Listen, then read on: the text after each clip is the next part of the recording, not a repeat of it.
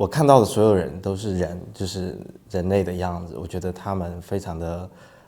真实，非常的可爱。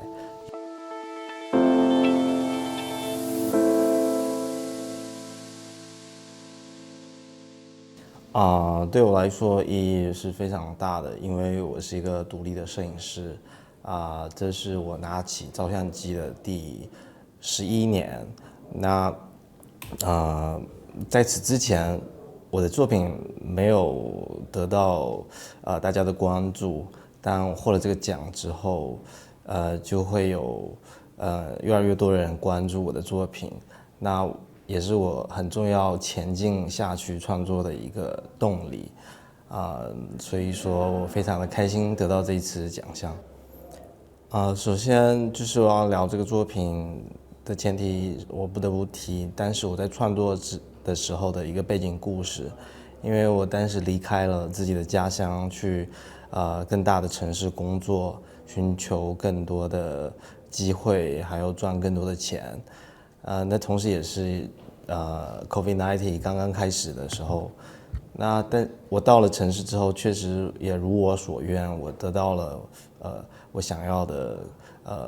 薪资各方面。但是我会发现，就是我的生活，就是当我每一次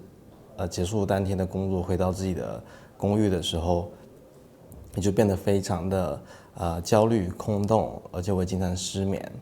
那在好几个这样的失眠的夜晚当中，我就非常好奇像我这样的摄影师，像我这样的年轻人，他们生活在城市是一个什么样的状态？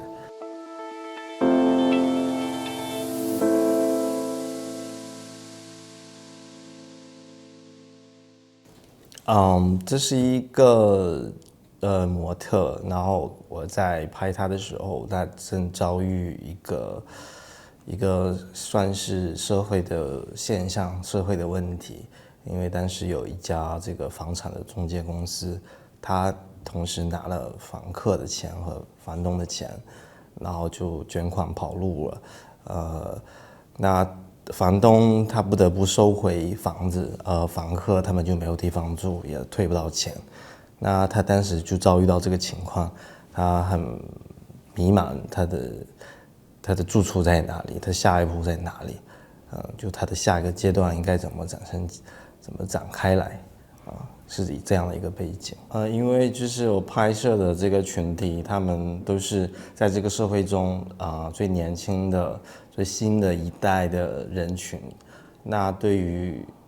社会来讲，他们是一个新的时代的人。那还有他们也是可以从另外一个角度去解释，就是对于这个城市来讲，他们又是一个异乡人来到这个城市，他们是新的面孔，是这样的选择。这是一个就是在中国算怎么说是一个网红，他靠这些品牌方给他寄衣服，然后来赚钱，以此为生。那他有着非常颠倒的作息，在下午的5点才起床，到了天亮之后他才睡觉。所以我们在要拍照之前，我们可能约了有3次都没有约上，但最终我还是拍了他两次，去了他家2次拍摄。那因为他作为这种网红的职业的本身，他会很难在镜头面前卸下他的防备心，那我在第1次拍摄的时候没有可能拍到自己很满意的照片后，在第2次我去给他拍摄的时候，我花了更多的时间跟他相处，也是彼此诉说彼此的故事，甚至我帮他去拍他的商业的照片。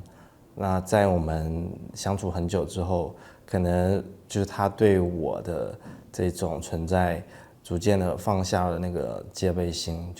我就像可能空气一样的存在。之后我就得到了我想要的这张照片。但我觉得它又是一个对于当今社会下非常常见的一个缩影，就是网红经济、网红的时代、信息的时代，它无时无刻的出现在我们的生活当中。每当我们打开我们的手机，就能看到。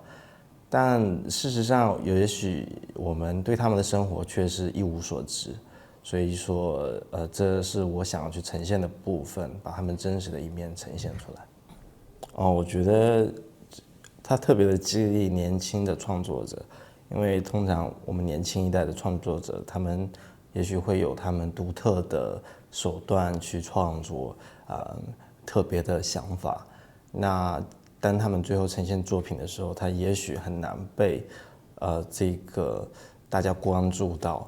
那莱卡的奖，它给了我们年轻人这一个非常大的机会，去呈现不同的表达方式，然后去让年轻人做自己。我觉得就是坚持做自己，然后的同时，保持学习。有时候不要因为权威，或者是说因为主流在流行什么而去妥协自己。有一点我想说的是，就是我非常开心能把就是像我这样的异乡人的群体展现给这个世界，因为就是也许有很多客观的原因，西方的媒体他们对中国的年轻人